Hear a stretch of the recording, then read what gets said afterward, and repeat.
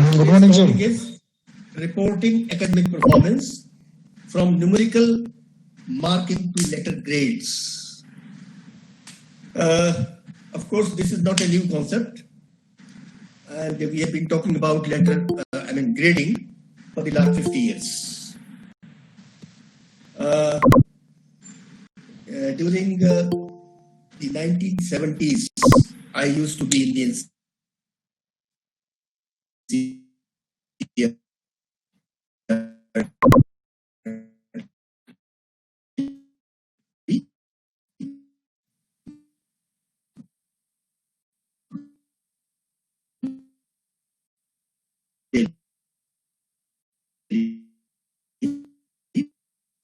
implementing it, but it has been implemented only partially in some institutions. The main problem is its technical aspects, and so far we have not agreed on it, on the method to be award grades. यानी मैं कहना चाहता हूँ कि बहुत सारे methods हैं, कौन सा मेथड हम इसमें यूनिफॉर्मली एडॉप्ट कर सकते हैं, इसके बारे में हम अभी तक फैसला नहीं कर पाए और 50 साल से डिस्कस कर रहे हैं. कुछ इंस्टीट्यूशन में लागू हुआ, कुछ में नहीं हुआ, and some institution have implemented it only in some of the courses. कुछ ऐसे भी इंस्टीट्यूशन कुछ कोर्सेज में इनको लागू किया है, दूसरे में नहीं किया, तो इस तरह से ये पार्शियली इंप्लीमेंट हुआ.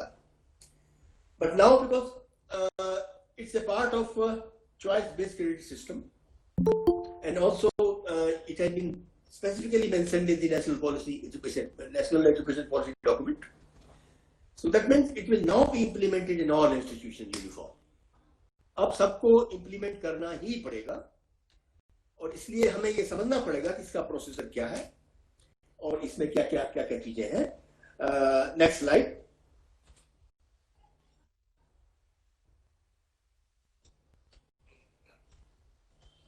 कैसे नहीं हो रहा? देखिए, इसमें जो पॉइंट्स मेन हैं डिस्कस करेंगे वो आपको बताता है. एक तो ट्रेडिशनल जो हमारा न्यूमेरिकल मार्किंग सिस्टम है उसकी वीकनेसेस क्या है, मेन हम थोड़ा सा डिस्कस करेंगे. और हमें क्योंकि चेंज की क्या जरूरत है, why should go for a alternative system of grading और मार्किंग और reporting the exam results. And then we'll discuss the basic statistical logic underlying the use of grading system. This will be an important part for everybody to understand.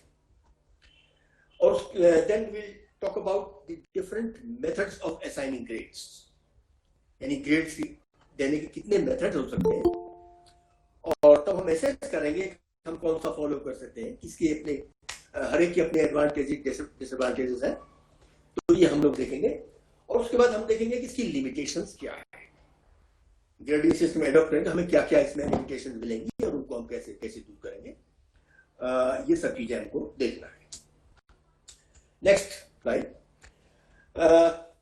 देखिए, अभी तक हमारा क्या है, essay type examination in which we have a list of questions placed before the examinees, some choice, like say 5 questions out of 10 or 5 out of 8. So and examinee must answer the question in terms of written communication, running into several phases. Mic disturbance. Examination उसको SSI examination कहते हैं. तो उसमें ये और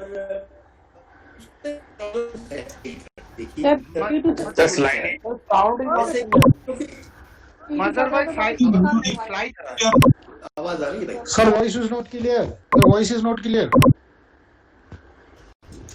Deepti, mute yourself. आप सबको अपने को म्यूट करना है.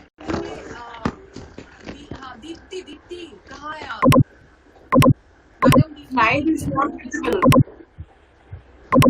मैम दीप्ति मजा म्यूट करो. मैम हाँ, म्यूट कर दीजिए आप अपने को प्लीज. दीप्ति मजा यू म्यूट है.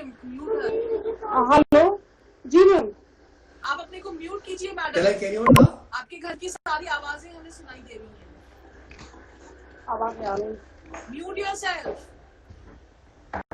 जी जी। आपकी स्क्रीन पे एक माइक का बटन है, उसको प्रेस कर दीजिए। वॉइस का बटन है मैडम दी। जी सर।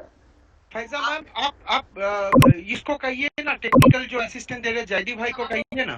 हाँ, वो he can do it because हाँ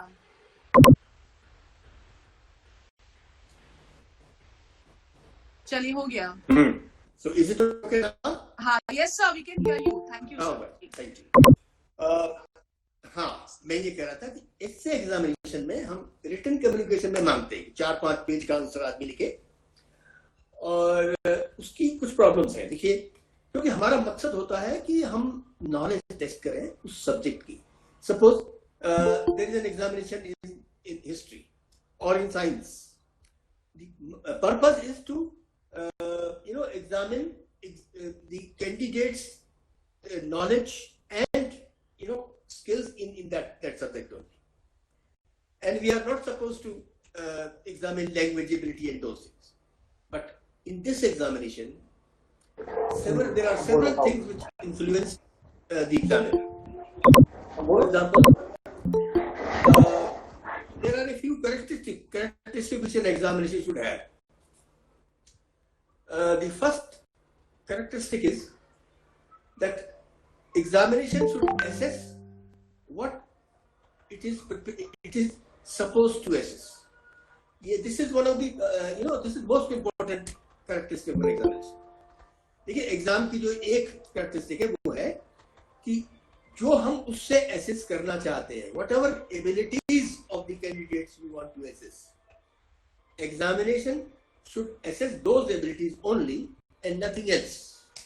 ये एक characteristic है, जो हम assess करना चाहते हैं एग्जामिनेशन वही assess करे, उसके अलावा कुछ assess नहीं करे। लेकिन ऐसे एग्जाम में ऐसा होता नहीं। What happened is that attractive handwriting leaves the first impression on the examiner, although it is not the purpose of assessing quality of handwriting, but that influences the marking behavior of the exam. ये आप लोग सब जानते हैं, आप लोगों का experience भी होगा कि खूबसूरत सा हैंडराइटिंग हो तो उससे एग्जामिनर पर पहला असर पड़ता, अच्छा असर पड़ता है, जबकि हमारा मकसद वो नहीं होता। लेकिन फिर भी कहीं ना कहीं हमारे जो मार्किंग बिहेवियर है उसमें वो चीज रिफ्लेक्ट कर जाती है। थोड़ा बहुत हम लोग अपर एंड की तरफ चले जाते हैं मार्क देने। तो quality of writing and then quality of language, यानी वोकेबुलरी किसी की अच्छी हो तो अच्छी लैंग्वेज लिख सकता है। तो and in fact assessing language ability is not our purpose. Our purpose is to assess the knowledge of physics or mathematics, like that. So these factors introduce invalidity in essay type examination. So this is one part where this essay type examination has some weaknesses. Moreover, you can see when it is examined by, script is examined by several examiners at the same time or at different time, or even by the same examiners at different times. इसी को समझिए, एक ही script को बहुत सारे examiner देखें independently without knowing others' markings, there will be a wide variation in the marking behavior. बहुत variation होता है। Similarly, if the same examiner re-examines it after some time, there may be lot of difference in his own marking behavior. इसमें हम लोगों ने experiment भी किया, in the Department of Education AMU, we conducted an experiment. What we did was, we had about 150 copies of a single write-up by a candidate. यानी एक ही candidate का एक ही क्वेश्चन का आंसर, जो कि करीब 1 full पेज में था, फुल स्केप पेज में था, उसको हमने 150 कॉपीज किया, and we gave it to 150 experienced examiners in that subject to evaluate it and award marks out of 20. तो हमने ये एक्सपेरिमेंट किया, 150 लोगों को हमने वो दिया और 20 में से मार्क्स देने को कहा.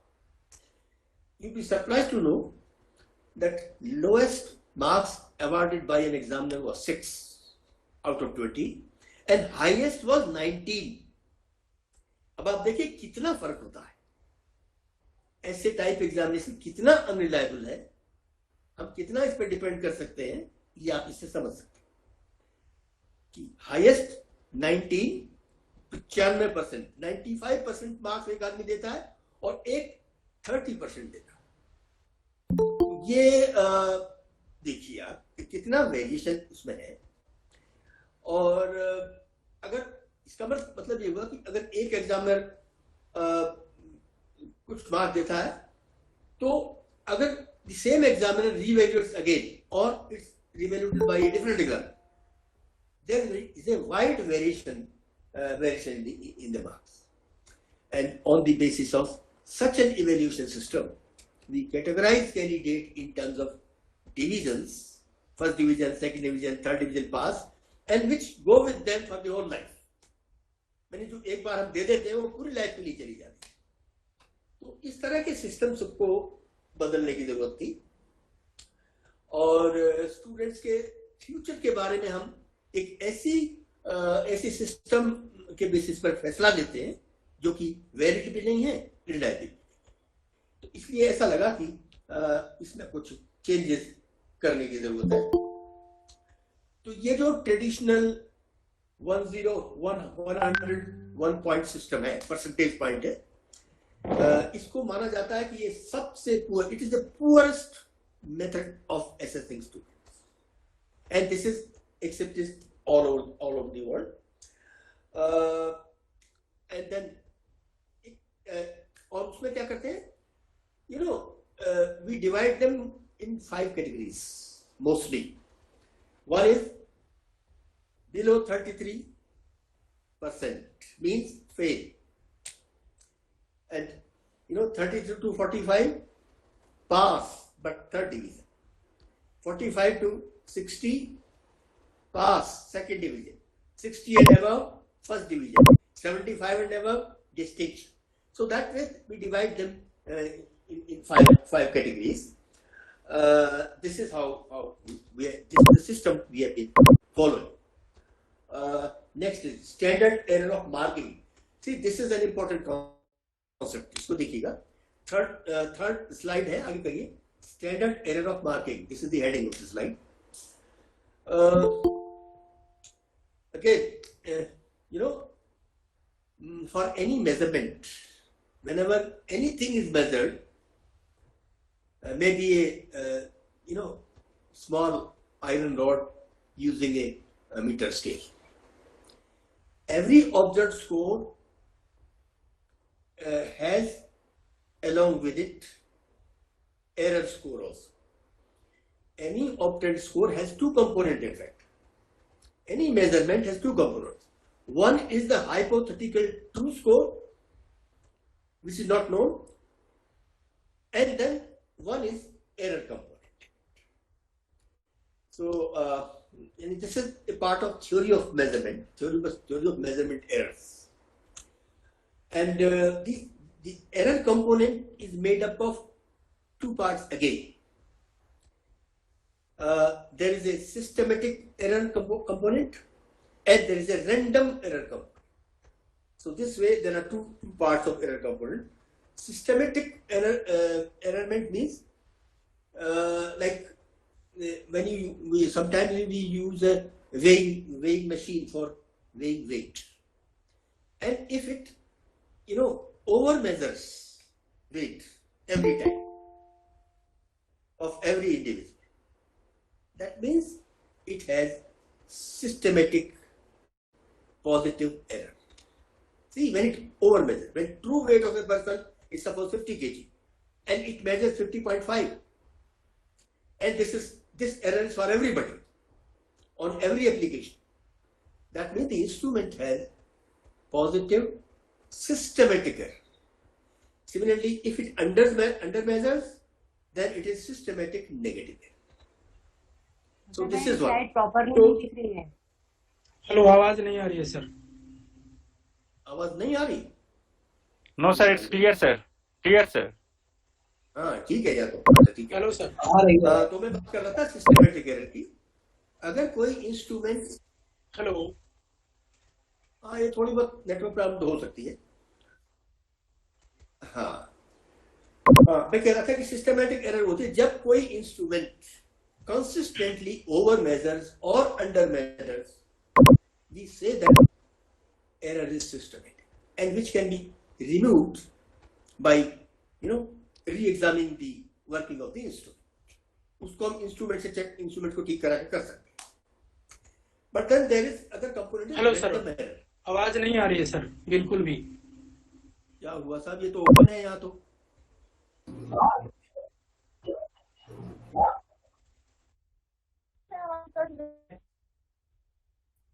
Is it okay?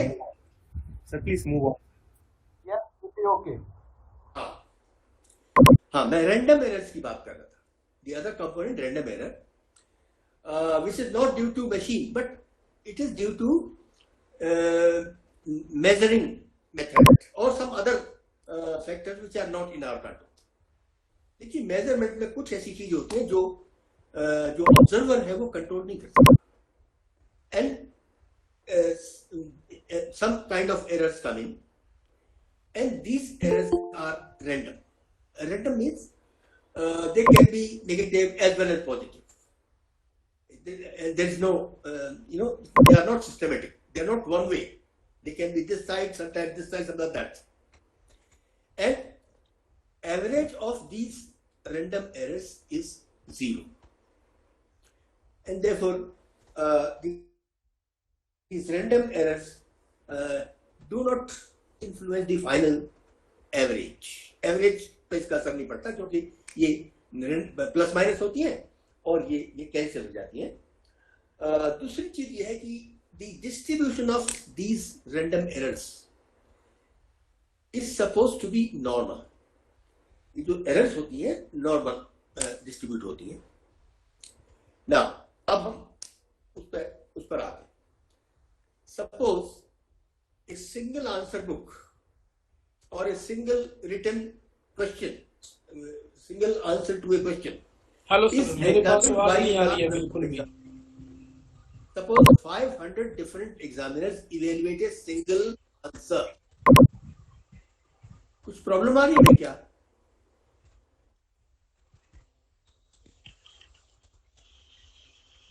ओके. नहीं मेरे यहाँ तो ठीक है, ओपन है वो, अनम्यूट है यानी.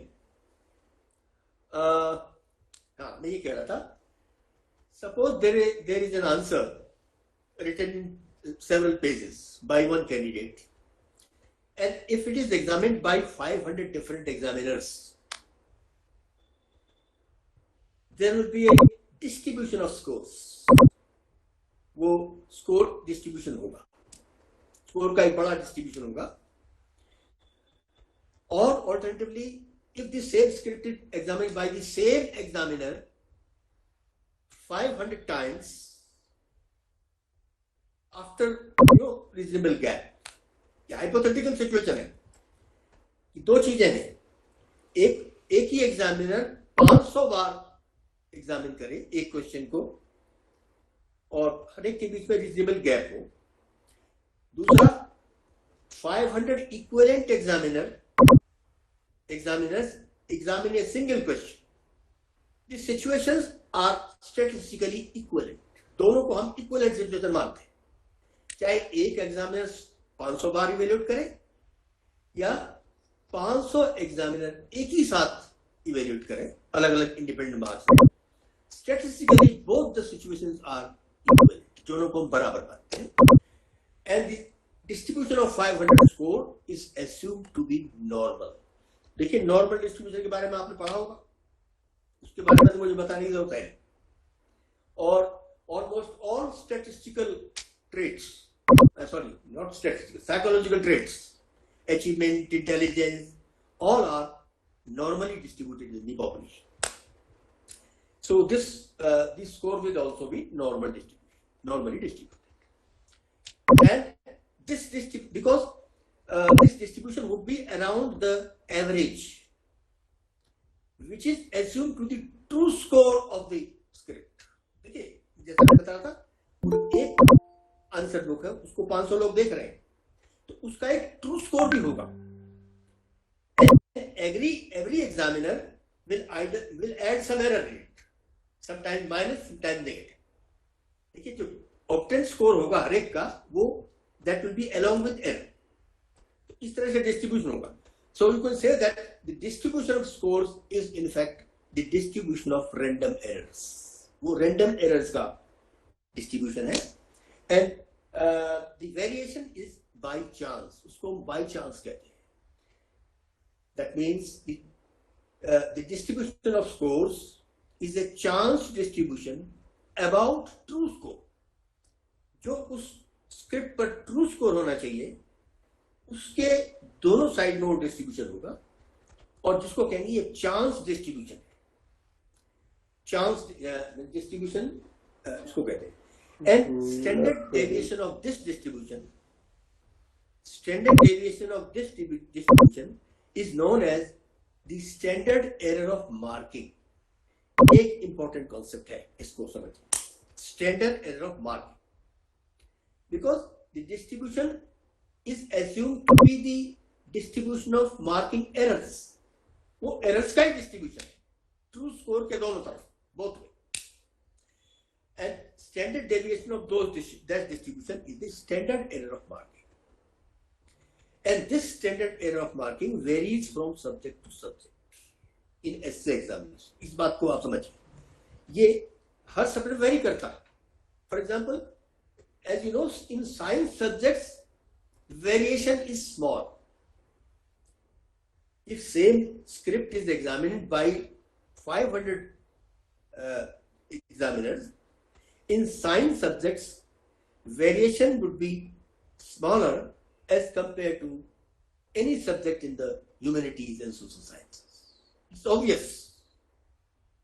And in a subject like mathematics, the distribution, the standard error will be smallest. में जो बहुत ही जिनमें accurate answers होते हैं और उसमें बहुत ज़्यादा variation की possibility नहीं है, तो standard error जो है smallest होती है. Now, इस standard error पर काफी research हुई है, हमारे यहाँ इंडिया में भी हुई है. कि जो essay examination है, उसके evaluation में कितना error है. Error means plus or minus the true score. True score से कितना ज़्यादा होता है और कितना कम होता है. Evaluation on the average. And the researchers have shown that in our country, the standard error of marking varies from 5 to 7%. 5% in the science subjects where answers are accurate and answers don't vary much, and in other subjects it is 7. So 5 to 7% error is reported in evaluation of answer books in our country. So anyway, now that means, what does it mean then? That means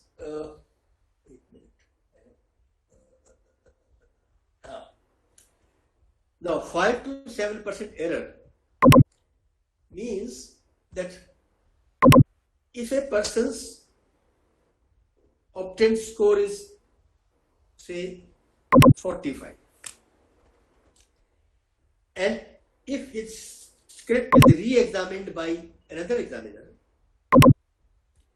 then the new score can vary anywhere between 30 and 55. No, sorry, 60. 30 and 60. इस चीज को थोड़ा समझना पड़ेगा. One evaluator gives 45 marks on a script, and marking error is assumed to be 5 marks. That means if the same script is evaluated by another examiner, then the new score can be anywhere between 30 to 60 because 3 standard errors below and 3 standard errors above because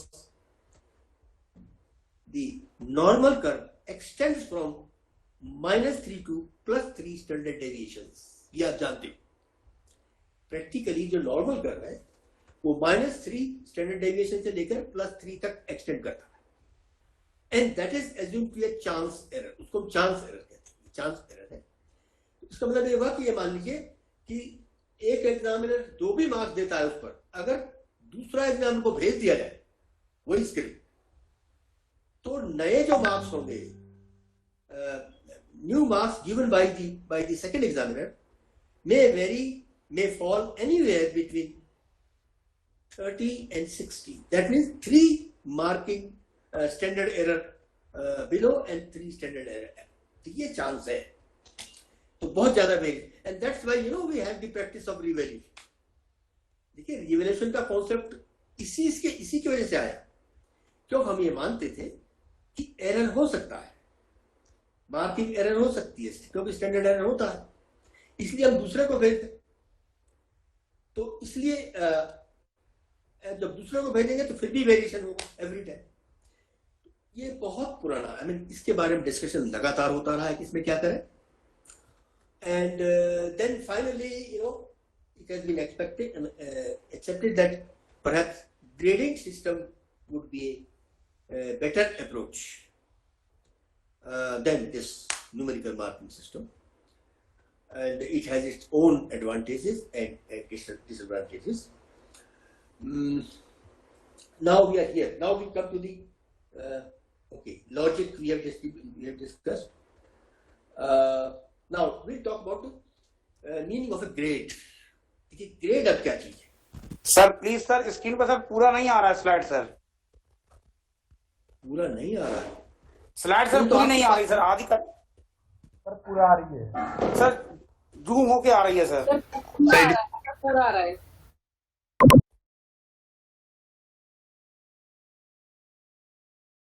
no problem. देखिए meaning of A grade. Meaning of A grade ये slide आप निकाल लीजिए. Meaning of A grade. हाँ तो देखिए meaning of A grade क्या है. सर बिल्कुल सही आ रही है sir. Clear. There is no problem. Please continue.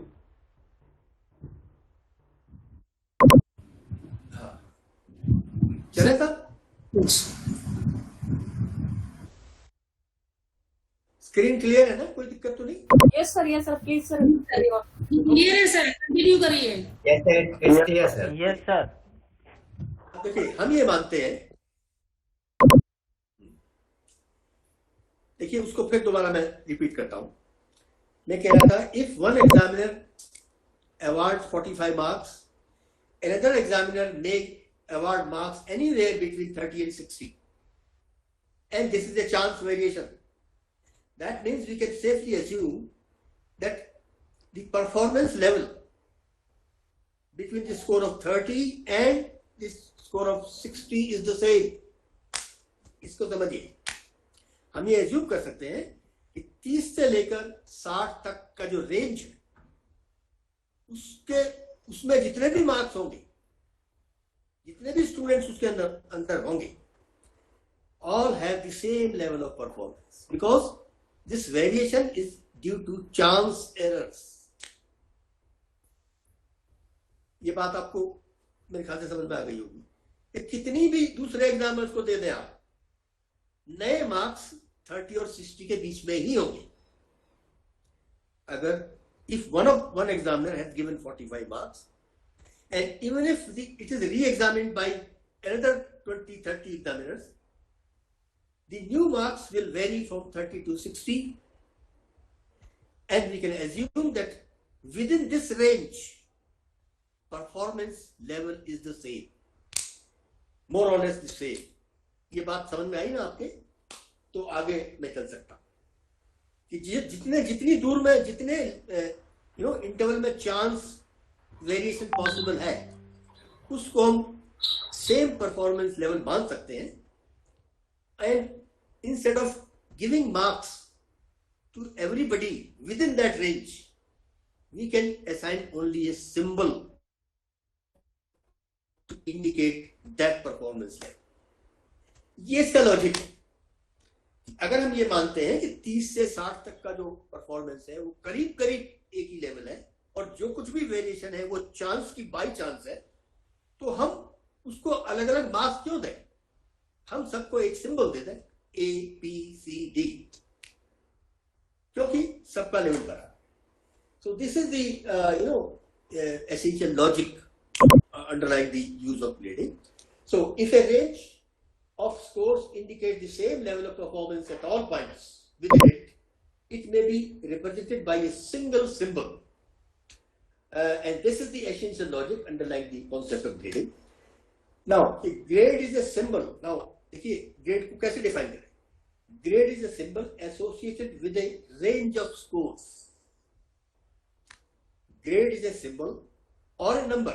हमारे ये ABCD भी लेटर भी हो सकता है, नंबर भी हो सकता है.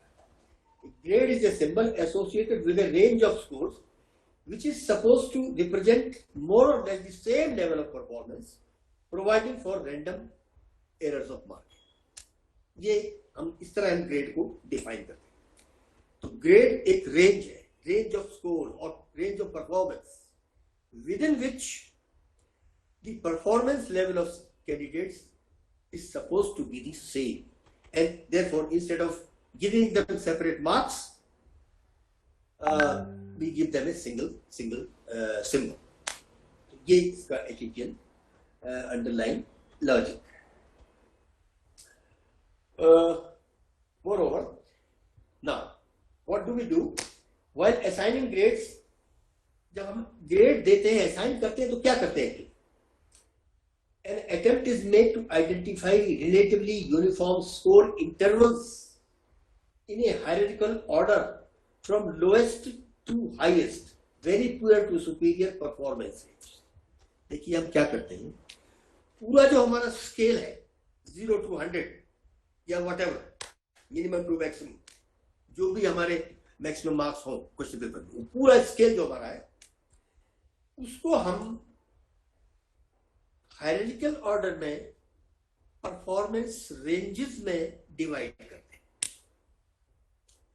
An attempt is made to identify relatively uniform. देखिए यूनिफॉर्म है, within a interval performance level is the same, but within the next interval in the hierarchy performance level is higher than the previous, and so on for all the categories.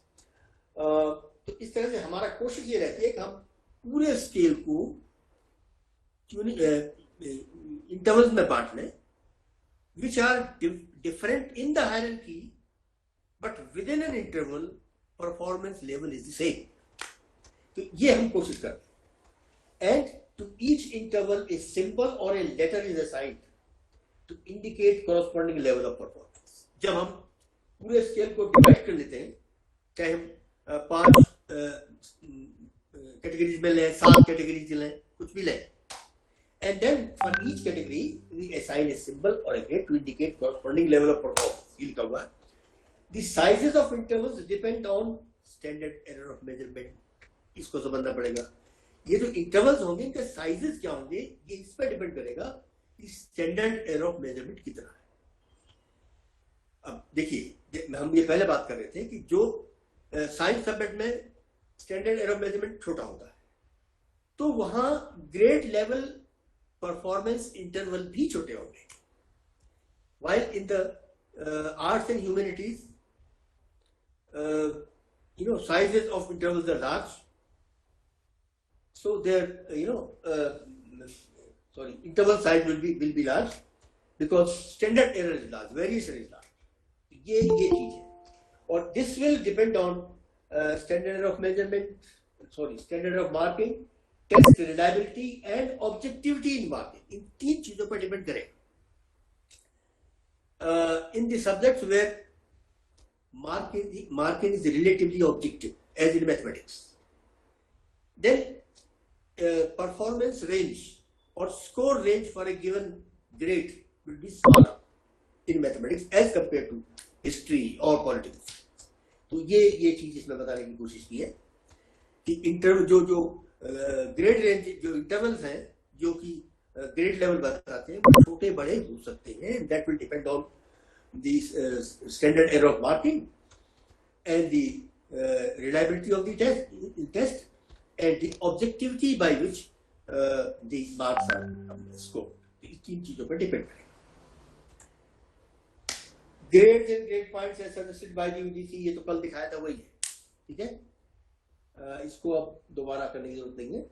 UGC has suggested 9 grade levels from the highest outstanding to the lowest absent, ये कल बात हुई थी, so we need not repeat it. अब देखिए, अब हम देखते हैं, ये तो बात हमने समझ लिया कि ग्रेड होता क्या है। हम क्या करते हैं, एक परफॉर्मेंस रेंज को या स्कोर रेंज, एक इंटरवल को यूनिफॉर्म मानते हैं, उसको एक सिंबल देते हैं, and that is grading. And the entire scale is divided into intervals और ग्रेड्स इन हायरार्किकल ऑर्डर। इसके बाद ये प्रोसेस कैसे होगा, how do we do that, इसकी क्या है।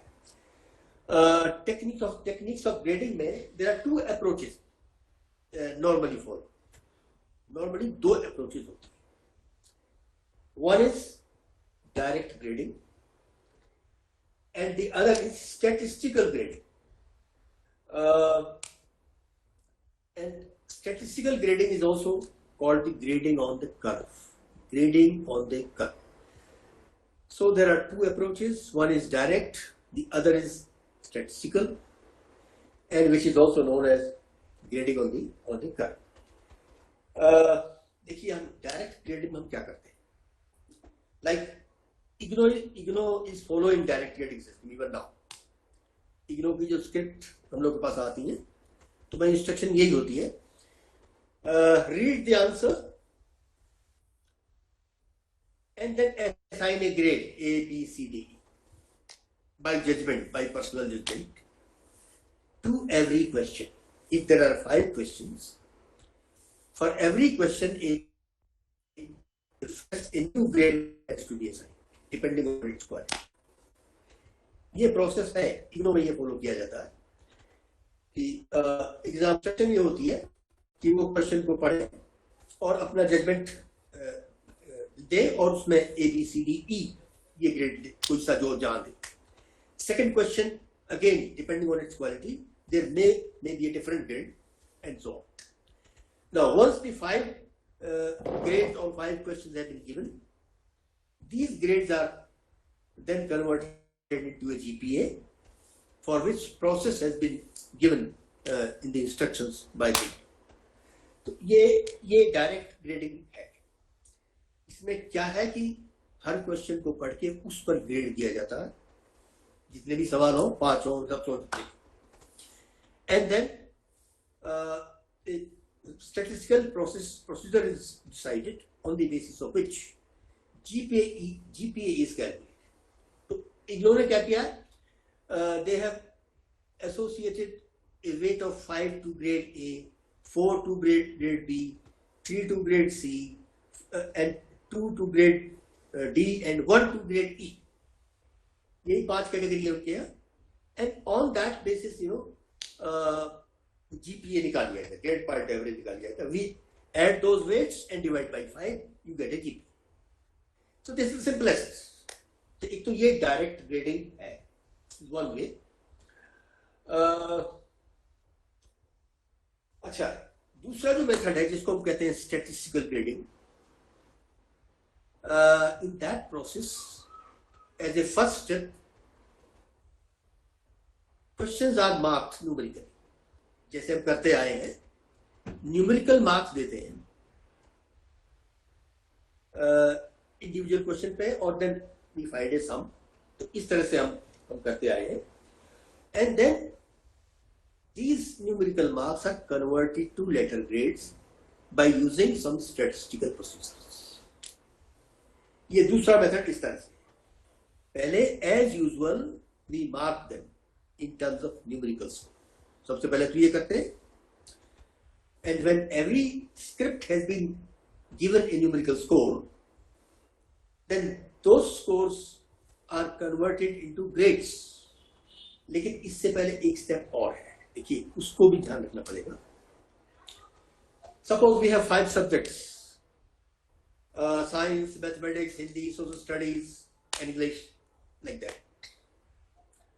And for every subject there will be a score given by different examiners. And when examiners are different, that means scales of measurement are different. ये इस बात को समझना पड़ेगा. Every evaluator is a scale of marking. उस marking scale है. Because every evaluator has his own marking standard.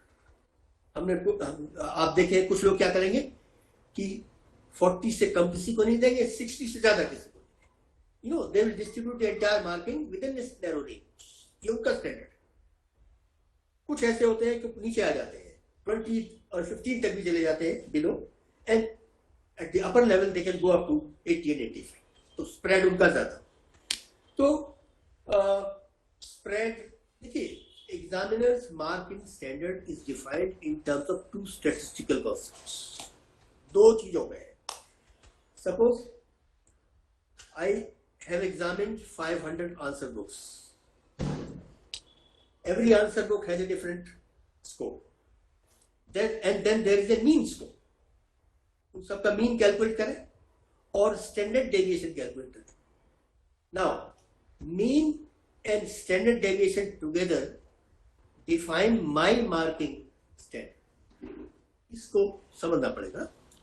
Her examiner का, हर evaluator का एक मार्किंग स्टैंडर्ड होता है, and that can be measured in terms of mean score awarded by him along with the standard division of scores, because these two things will be different for different examiner. अगर दूसरा होगा तो उसका mean score अलग होगा, अगर वो lenient होगा तो उसका मीन बढ़ जाएगा, अगर वो स्ट्रिक्ट होगा तो मीन घट जाएगा. तो ये इस तरह से marking standard of an evaluator defined in terms of mean score awarded by him on a set of answer books and standard deviation of those. दोनों चीजें मिलाकर मार्किंग स्टैंडर्ड बनता है. तो ये अब क्योंकि अलग अलग होता है इसलिए हम उनको मिलाकर ग्रेडिंग नहीं कर सकते, इसको समझना पड़ेगा. Scales different means one measures in terms of inches and the other measures in terms of centimeters. ये है इसका मतलब सीधा. जब दो एग्जामिनर की स्केल अलग अलग है, इसका मतलब एक तो सेंटीमीटर्स में मेजर करता है, एक इंचेस में. दोनों डायरेक्टली ऐड नहीं कर सकते for the purpose of. Now what we have to do is we have to change them to the same scale, common scale. और statistical methods are available. ये एक अलग स्टोरी है. 5 कोर्सेज होते हैं स्कूल में, 10th क्लास लेवल 5 पेपर होते हैं. 5 अलग अलग होते हैं, अलग अलग इवेल्युएटर्स होते हैं, मतलब 5 के स्केल्स अलग अलग होते हैं. और हम क्या करते हैं, करके और मार्क्स देते हैं. ये प्रोसेस बिल्कुल गलत है. हम ग्रेडिंग इस तरह नहीं कर सकते. ग्रेडिंग करने के लिए हमको we have to reduce all the 5 scales to a common scale. इसके लिए अलग methods. And once the common scale has been decided and all the 5 sets of score have been converted to that common scale, marks on 5 subjects for a candidate can be added. In that case can be added. ये आप समझ. Common scale में convert करने के बाद ही हम add करते हैं, और ये हम फिजिकल मेजरमेंट में नहीं करते.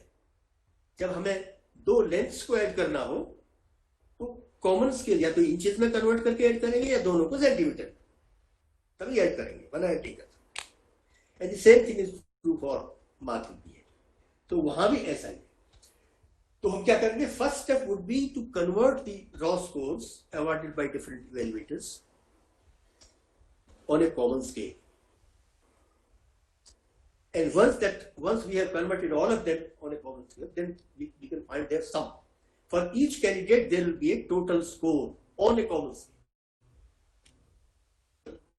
कॉमन स्केल करके हम उसको टोटल निकालते हैं, तो हर एक का एक स्कोर आ जाएगा, and then we convert those scores into by using statistics.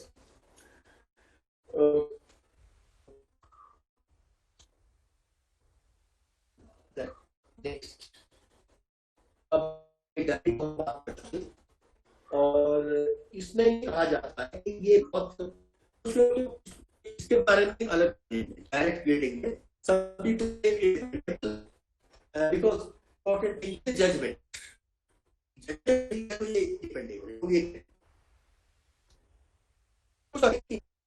ये है क्योंकि अलग अलग होता है उसको, और ये एरर को कंट्रोल नहीं करता.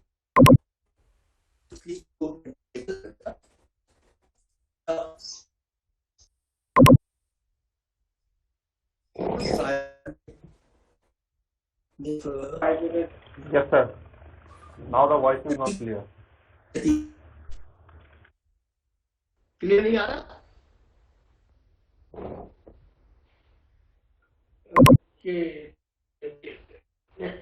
Just wait a moment.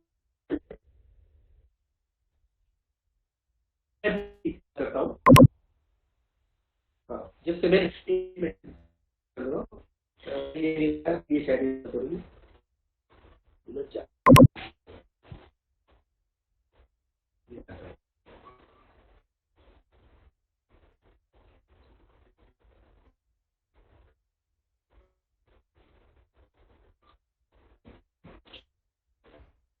Just 1 minute.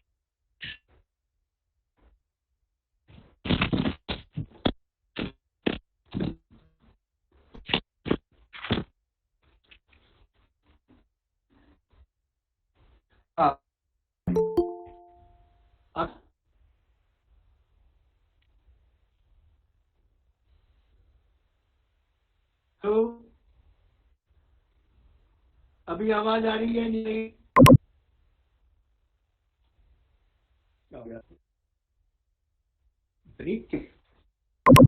हाँ, की प्रॉब्लम यहाँ रहता है थोड़ा सा, असल में शहर का ही आउटर एरिया है हमारा, इसलिए कभी कभी दिक्कत हो सकती है. Okay okay. हाँ, तो हम ये कह रहे थे कि अब हम जो है अच्छा, दूसरा एक चीज और है, grades are useful in the classroom tests, not in the selection and placement. Grades are directly selection नहीं करता, and grading doesn't help. तो ये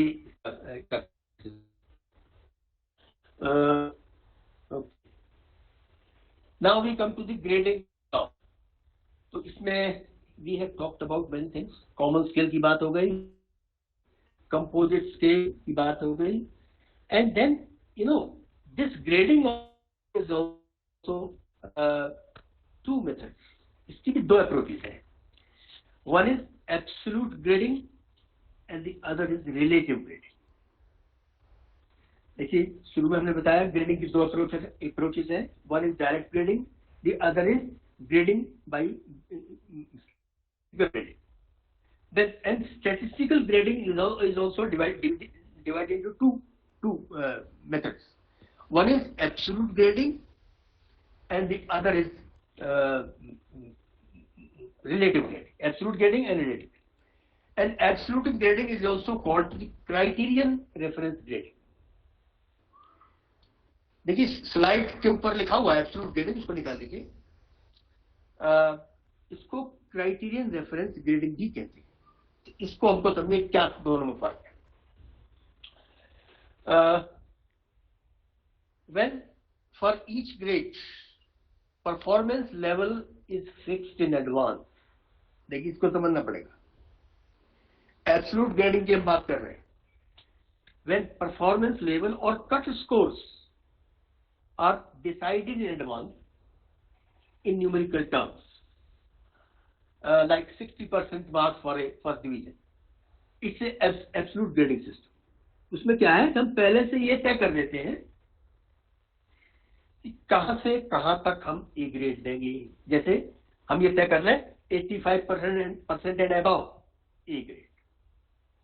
Okay, and then 70 to 85 B grade. It's like that. We decide in advance. हम पहले से तय कर रहे हैं. तो इस तरह के, और फिर उसके बाद हम प्लेस करें ग्रेड्स में on the basis of marks obtained. This kind of grading is known as absolute grading.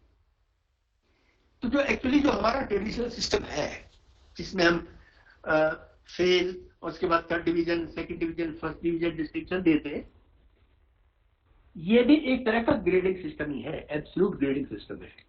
क्यों? कि हम पहले से तय कर लेते हैं कि हम कैसे करेंगे. हम क्या पहले से हमने डिसाइड किया कि 32 तक जो आएंगे उनको हम फेल में काउंट करेंगे.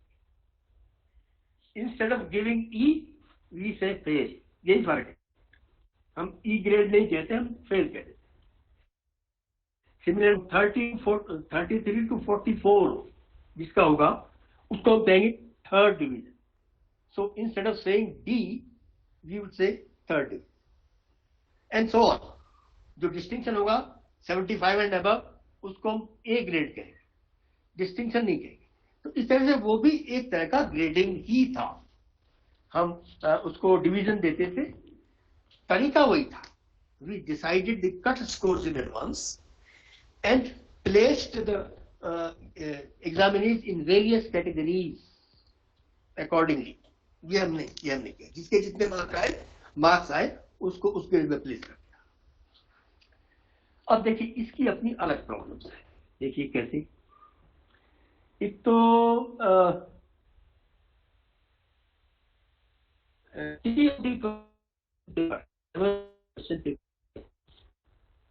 इसमें English. For example, if your question is hard, question difficult है, तो डिफिकल्ट होने में क्या होगा? It is likely that larger number of the candidates will be concentrated at the lower end of the scale. इसको समझिए. If question paper is difficult, more difficult than earlier, तो क्या होगा कि ज्यादा लोग लोअर एंड पे आएंगे स्केल के में, अपर एंड पर कम लोग होंगे. यानी या कॉमन लैंग्वेज में कहें कि ज्यादा मार्क्स लाने वाले, हाई मार्क्स लाने वाले कैंडिडेट कम होंगे और कम मार्क्स लाने वाले कैंडिडेट ज्यादा. या स्टैटिस्टिकली हम कहें the distribution would be positively skewed. Statistically हम कह सकते हैं कि distribution of marks positively skewed होगा. और उस केस में क्या होगा? अगर हमने पहले से ही तय कर लिया, बहुत कम लोगों के ए बी ग्रेड आएंगे और बहुत ज्यादा लोगों के डी एंड ई और सी आएंगे. ये होगा अगर पेपर डिफिकल्ट है तो ये इसकी लिमिटेशन है. पिछले साल आसान था तो पिछले साल वालों के ए ज्यादा आ गए. इस साल मुश्किल था तो ए कम आए, बी और सी ज्यादा. Although the level of candidates में बी द सेम. दोनों साल के बैचेस इक्विवेलेंट हो सकते हैं, लेकिन क्वेश्चन पेपर की डिफिकल्टी लेवल की वजह से डिस्ट्रीब्यूशन में फर्क आ जाएगा. तो ये एक समस्या इसकी है. और तो क्या होगा? If the question paper is easier than previous year's question paper, then larger concentrated would be at the upper end of the scale. यानी ज्यादा मार्क्स लाने वाले लोग ज्यादा होंगे, कम मार्क्स लाने वाले लोग कम होंगे. And statistically you can say that distribution would be negatively skewed. तो इसकी ये प्रॉब्लम्स हैं, इसमें ये दिक्कतें हैं. ओके, एब्सोल्यूट ग्रेडिंग की हम बात कर रहे थे. तो इसमें मेन बात यह है कि एडवांस में हम तय कर लेते हैं कि कहां से कहां तक हम वो देंगे, ग्रेड देंगे। और okay, criterion reference interpretation, that's fine. Alright, तो ये हम लोग डिस्कस कर चुके हैं। नाउ वी कम टू, अब हम कहते हैं कि मान लीजिए स्कोर डिस्ट्रीब्यूशन नॉर्मल है, यानी पेपर बहुत डिफिकल्ट नहीं है, बहुत आसान भी नहीं है, then it is expected that distribution will be normal होगा, और उसमें हम पूरे उसको डिवाइड कर सकते हैं। अगर अब मान लीजिए 5 ग्रेड्स हैं हमको देने हैं, तो हम 1.2 HD यूनिट्स में पूरे स्केल को डिवाइड करके हम मार्क्स दे सकते हैं। तो ये अलग है। 7 ग्रेड्स हम देने होंगे, अगर हमारी 7 कैटेगरी होंगी तो 0.68 होगा, तो वो डिवीजन हम उस तरह से कर सकते हैं। देखिए, ये एक स्कूल का रिपोर्ट कार्ड है, और ये अलीगढ़ के एक स्कूल का रिपोर्ट कार्ड है, उससे मैंने लिया है। ये इसमें क्या किया इन लोगों ने, they have decided in advance the cut scores for various grades, and their grading is 7-point grading. 7-point grading है A+, A, B, C, D, E. ये है report card of a school. ये this is the heading of the slide, वो आप दिखा दीजिए, the report card of a school. इसमें देखिए आप 7-point स्केल उस स्कूल का है, and A+ means excellent, A means very good, B means good, C means satisfactory, D means average, E means weak, and F means very poor. और इसमें इन्होंने advance में तय किया हुआ है, below 33 F means very poor, fail, 30 to 39 weak, E grade, 40 to 49 average, D grade, 50 to 59 satisfactory, C grade, 60 to 74 good, B grade, 75 to 84 very good, A grade, and 85 and above excellent, A+। ये इनका scale है। तो देखिए, because they have decided in advance the cut score for each grade, assuming that difficulty level of question paper will be the same every year। देखिए, जब हम पहले advance में तय कर लेते हैं कट स्कोर क्या होंगे, तो हम ये मानते हैं कि हर साल क्वेश्चन पेपर का डिफिकल्टी लेवल वही होगा, बदलेगा नहीं, जो कि प्रैक्टिकली होता है। प्रैक्टिकली अलग चीज होती है। So this school is following absolute grading system और criterion referenced grading system. This is also known as the criterion reference because the criterion has been decided in advance. ये है absolute grading. Okay, now कर दिया, अरे उल्टा हो गया मैं। Now we come to the relative grading. देखिए, दूसरा कॉन्सेप्ट ये है, ये थोड़ा सा रिवर्स है। In the absolute grading, we decide the cut scores in advance and place the individuals in various grades accordingly. उसमें हम ये करते हैं, इसमें हम उल्टा करते हैं। We decide the number or percentage of examinees to be awarded various grades in advance. देखिए, इसको समझिए, हम ये पहले से तय कर लेते हैं कि हमको कितने % लोगों को ए ग्रेड देना है, कितने को बी, कितने को सी, कितने को डी, कितने को, और जितने भी ग्रेड हो, इफ देयर आर 7 ग्रेड्स, हम पहले से तय कर लिए कितने % को हम देंगे। ये हम एडवांस में तय करते हैं, और उसके बाद एग्जामिनर के बाद, यानी जैसे टॉप 500, सॉरी, हमने ये डिसाइड किया कि टॉप 5% को हम A+ देंगे, ऊपर के 5% को, जो बेस्ट 5% होंगे, उनको हम A ग्रेड देंगे। तो उनके कितने मार्क्स आए ये इंपॉर्टेंट नहीं है। देखिए, ये बात समझ नहीं।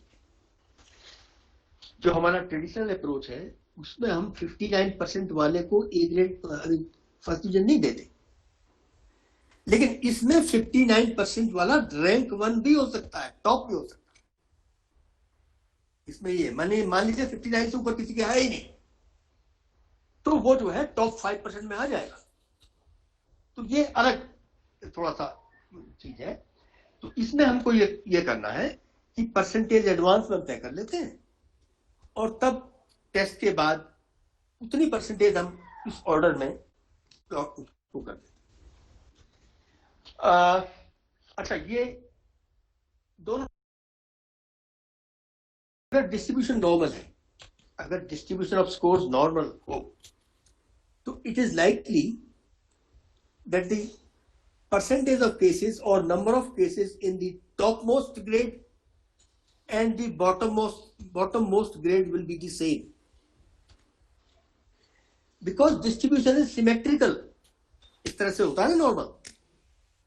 तो उसमें क्या होगा कि जो टॉप ग्रेड है A+ और बॉटम ग्रेड whatever E और D और समथिंग F, उसमें नंबर ऑफ केसेस बराबर है। Similarly the number of cases in the top second will be the same as number of cases in the bottom next. ऐसे होगा, ऐसे करके middle वाला जो है वो highest number will be at the middle level. जो मिडिल स्केल होगा उसको वो होगा ग्रेड, उसमें सबसे ज्यादा होगा, because curve, the length of the curve, height of the curve is highest at the middle। Curve की जो हाइट है वो मिडिल में हाईएस्ट होती है।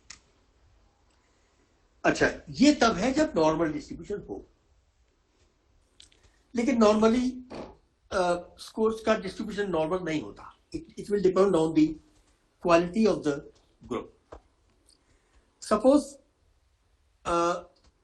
a particular class is being examined, which is good in this way। एक class ऐसी है स्कूल में जो सब्जेक्ट में अच्छी है, तो उसका डिस्ट्रीब्यूशन हम नॉर्मल नहीं मान सकते। उसमें क्या होगा, स्क्यूनेस आएगी, ज्यादा लोगों को ए ग्रेड मिलेगा। तो इसलिए हमें ये तय करना पड़ेगा कि हम उस परसेंटेज को उसी तरह एडजस्ट करें। हम ये तय करें keeping in view the quality of the group, accordingly we decide the number of persons to be placed in each grade। तो अगर क्लास अच्छी है, ग्रुप अच्छा है, तो हमें टॉप ग्रेड में A, B में ज्यादा परसेंटेज रखनी पड़ेगी और नीचे हम परसेंटेज घटाते जाएंगे। And this will depend on the judgement of the individual teacher. Teacher को तय करना पड़ेगा, क्योंकि हर केस में वो उसमें होगा क्या, अगर हम नॉर्मली मानेंगे ना 5% कोई देना है, और मान लीजिए आधे बच्चे बहुत अच्छे हैं क्लास में, लेकिन ए ग्रेड 5% कोई मिलेगा, बाकी 45% नीचे आ जाएंगे। ये ठीक नहीं है, इंजस्टिस नहीं होगा इन दैट केस। तो हमको ये तय करना पड़ेगा बाय आवर जजमेंट कि हम हर ग्रेड में अगर हम ये रिलेटिव ग्रेडिंग यूज करें तो हर ग्रेड में कितने % लोग हों, and that will be decided on the basis of quality of the group। ये टीचर के जजमेंट पे, स्कूल के जजमेंट पे डिपेंड है। तो इस तरह से हम अलग अलग परसेंटेज रख सकते हैं और उस तरह से इसको कर सकते हैं। ये है इसका वो रिलेटिव ग्रेडिंग का। अच्छा, चलिए साहब, ये सब हम डिस्कस कर चुके सर। इफेक्ट ऑफ क्वालिटी, हाँ, ये भी मैं अभी कर चुका। अब इसमें देखिए कुछ इश्यूज हम बताते हैं, क्या क्या इसमें इश्यूज आए। ग्रेडिंग सिस्टम के दोनों अप्रोचेस मैंने आपको बता दिया, direct grading and statistical grading. Statistical grade की दोनों अप्रोचेस बता दी। एक में हम कट स्कोर पहले तय करते हैं, and number of persons to be assigned each grade is decided later, and in the other the percentage or number of persons to be placed in each grade is decided in advance, and then cut scores automatically come। cut score जो है they come up as a result वो अपने आप आ जाते हैं। तो ये दोनों तरीके उसके हैं।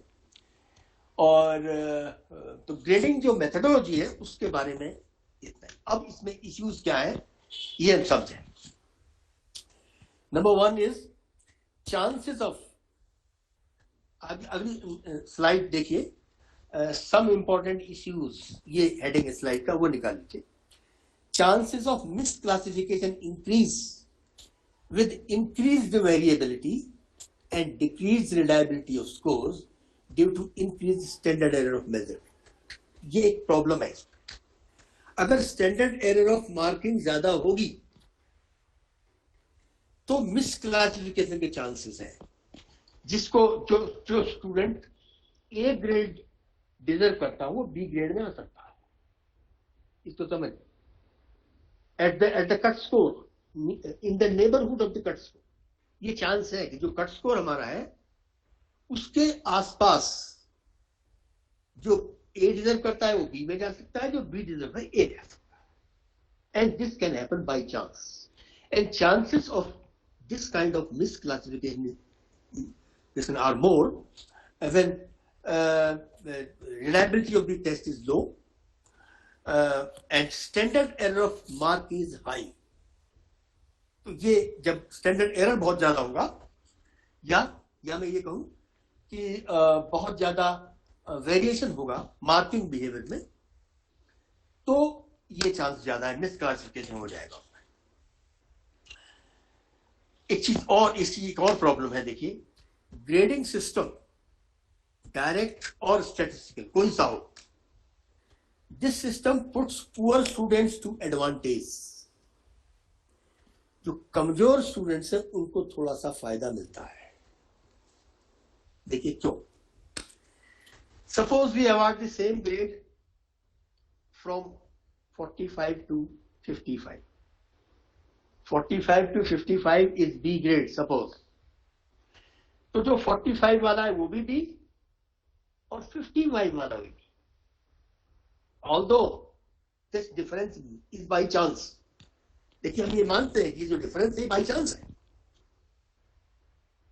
तो जो अच्छा है उसको तो फायदा हो गया, because he a student achieving 45 is clubbed with the one achieving 55, तो उसको फायदा हुआ। लेकिन जो टॉप पर है उसको नुकसान होगा, क्योंकि वो he is clubbed with the lower. तो ये जो ग्रेडिंग सिस्टम है इसके साथ इसकी ये लिमिटेशन है कि grading system of done by any method, it puts poor students to advantage and able ones to disadvantage। तो ये क्योंकि वो क्लबिंग उनकी हो जाती है, ये इसका एक क्रिटिसिज्म है। और ये कहा जाता है ये बहुत फेयर नहीं है, ये बहुत फाइन असेसमेंट नहीं है।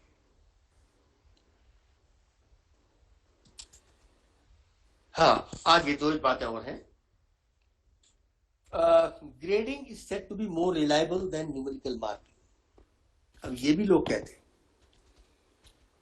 इसका मतलब समझिए, लोगों का कहना यह है कि ये ज्यादा रिलायबल है कि अगर 10 एग्जामिनर भी एग्जामिन करें और ग्रेडिंग मेथड फॉलो करें for a particular grade for a particular student, grade awarded will be the same at least 90% of the times। यानी मतलब ये है, ग्रेड में अगर 10 लोग भी दें तो ग्रेड में फर्क ज्यादा नहीं पड़ेगा, ग्रेड में वेरिएशन नहीं होगा। क्यों? कि वो वाइडर रेंज को हम देते हैं, पूरा रेंज कवर कर लेते हैं। इसलिए ये जो है ये ज्यादा रिलायबल है, ये लोग कहते हैं। और ये है क्यों है? इसलिए कि हम एरर्स को भी रिलायबल मान लेते हैं। जो रैंडम एरर्स हैं उनको हम रिलायबल मान लेते हैं, इसलिए ये ऐसा होता है। तो इसलिए एक ये इसका क्रिटिसिज्म है। जो लोग ये कहते हैं कि ये अच्छा है, रिलायबल है, उनका अलग आर्गुमेंट है। दूसरे लोग कहते हैं कि ये तो इसलिए होता है क्योंकि हमने एरर को भी उसमें क्लब कर दिया। दूसरा एक चीज ये है कि ग्रेड जो है वो because a particular symbol is associated with A range of performance. these are not directly usable for making selection and placement decisions. ये मैं पहले बता दूं, यानी इनकी एप्लीकेशन लिमिटेड है, डायरेक्टली इनको इस्तेमाल नहीं कर सकते. For putting them to use for selection and placement purposes, grades have to be converted into some kind of numerical, उसको न्यूमेरिकल उसमें कन्वर्ट करना पड़ेगा. And that is why we have GPA. GPA calculate करके तो हम use कर सकते हैं, मेरिट भी बना सकते हैं जीपीए के बेसिस पर. If we calculate GPA to decimal place, 3 decimal place, then it is possible to use it with for selection decision making. So ये फ्यूचर में शायद यही होने वाला है, because this system will now be implemented, and in future for selection and placement decisions grade point average would be used. वो अभी भी होता है. देखिए कुछ एग्जामिनेशन अभी भी है, जैसे इंजीनियरिंग का है GATE examination, graduate aptitude test in engineering. उसके बेसिस पर एमटेक में एडमिशन होते हैं और वो ऑल इंडिया टेस्ट है, लेकिन उसमें वो परसेंटाइल देते हैं, जीपीए नहीं देते. तो वो ग्रेडिंग नहीं होती, परसेंटाइल के बेसिस पर एडमिशन होता है. So whenever we need to make decision regarding selection of and placement of candidates, we must use a finer technique, finer discriminatory technique in numerical terms. उसके लिए जीपीए काम आ सकता है फ्यूचर में, इसलिए इसको चॉइस बेस्ड क्रेडिट सिस्टम का हिस्सा बनाया जा रहा है. So this was the last slide. So discussion on grading system is over. अब आप चाहें तो कुछ सवाल बात पूछ सकते हो, because we are still left with some time. कुछ टाइम हमारे पास है. हाँ, please. I have a question. So, हाँ, ठीक.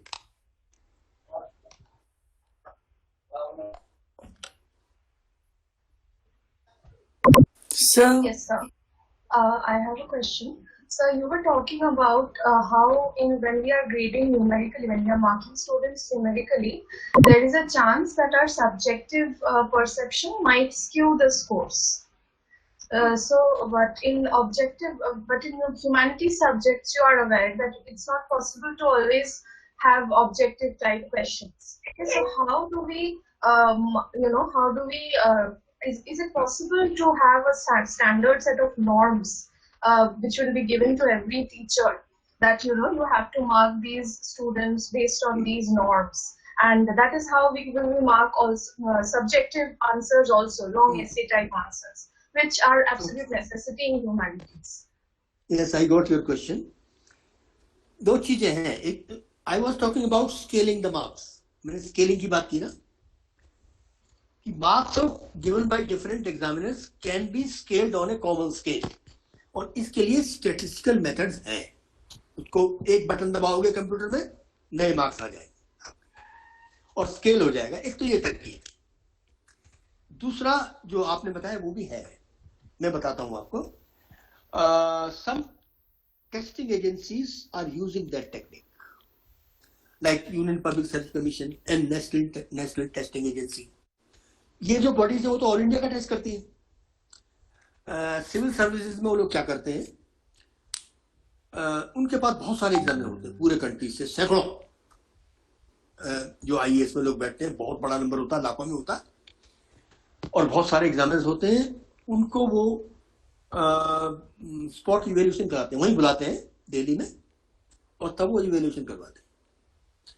उनका तरीका क्या है, कि first day they should sit together, all the examiners along with the head examiners, discuss every question threadbare and answers related to it, and decide a marking scheme.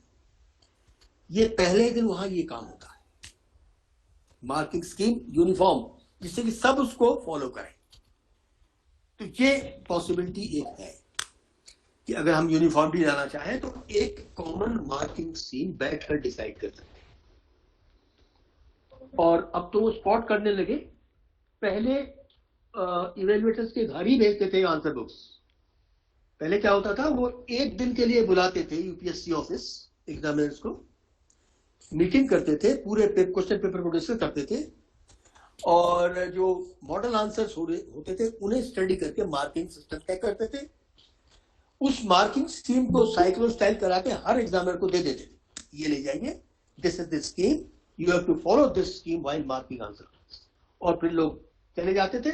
उसके बाद bundles में, बैग्स में आंसर बुक भेजी जाती, ये पहले था। अब उन्होंने उसको सेंट्रलाइज कर दिया है, वहीं बुलाते हैं, एक दिन में तय करते हैं, बाकी एक हफ्ते भर, वो हफ्ते भर 10 दिन 12 दिन जैसा भी हो, उतने टाइम में वो इवेल्युएट करवाते हैं। तो ये एज्यूम किया जाता है कि मोर और लेस, मतलब standard, once you have decided ये common standard, you can reduce variation. देखिए, मैं ये नहीं कह रहा कि variation will be completely eliminated. देखिए, जहां भी ह्यूमन इन्वॉल्व है वहां सब्जेक्टिविटी थोड़ी बहुत रहेगी, पूरी तरह एलिमिनेट करना मुश्किल होगा, specially in the case of ऐसे type exams, but you can reduce it by standardising your marking. तो ऐसा आप कर सकते हैं, तो ये पॉसिबिलिटी है। Sir, I have a question. Rather, my understanding as a teacher, you are a senior most academician.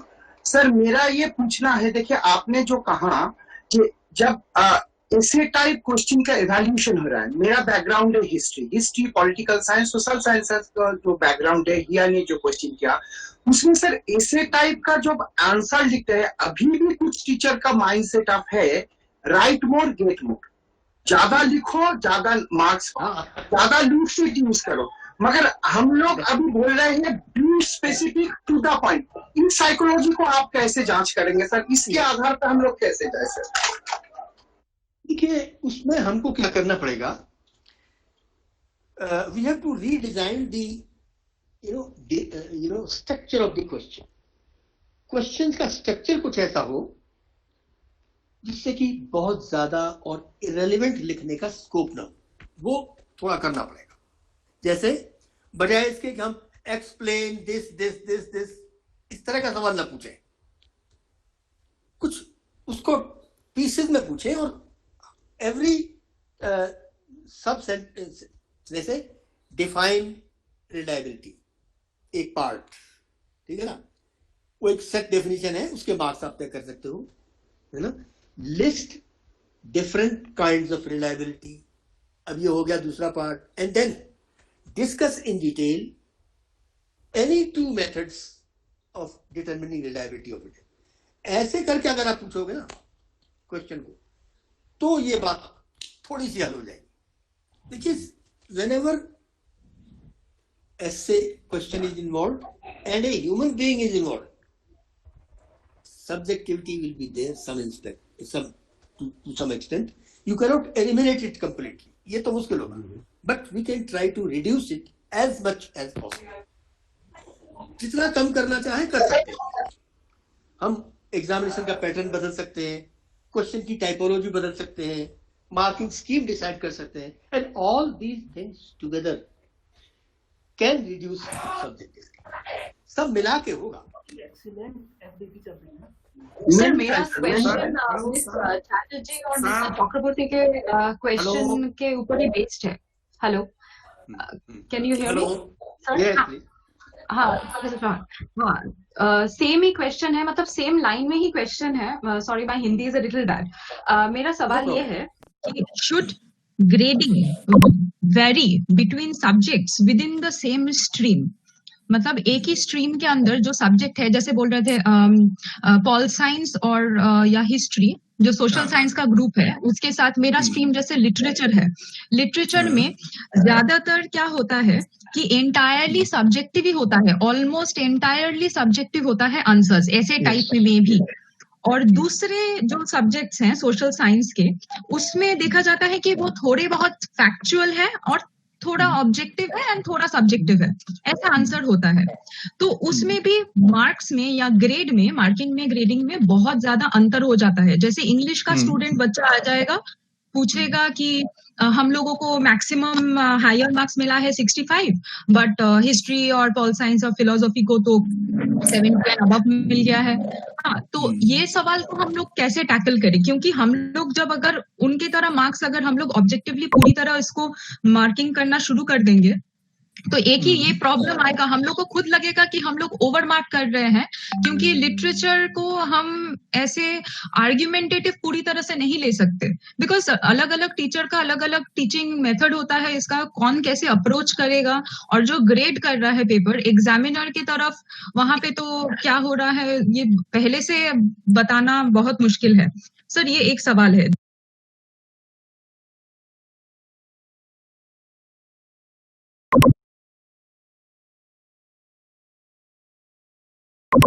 कैसे ओवरकम कर सकते हैं, ये होता है हम लोग जब मार्क्स देने बैठते हैं तो ये दूसरे पता चलता है कि सच एंड सच कॉलेज या such and such university is giving, वहां पे सारे बच्चों को एक सेक्शन में प्रैक्टिकल में सबको ए मिल गया है, तो हम लोग वहां पे किसी को बी देने में हम लोग झिझकते हैं, कुछ प्रॉब्लम होता है। तो इसको हम लोग कैसे ओवरकम कर सकते हैं सर? देखिए, again you are referring to the process of scaling. मैंने स्केलिंग की बात की ना, कि डिफरेंट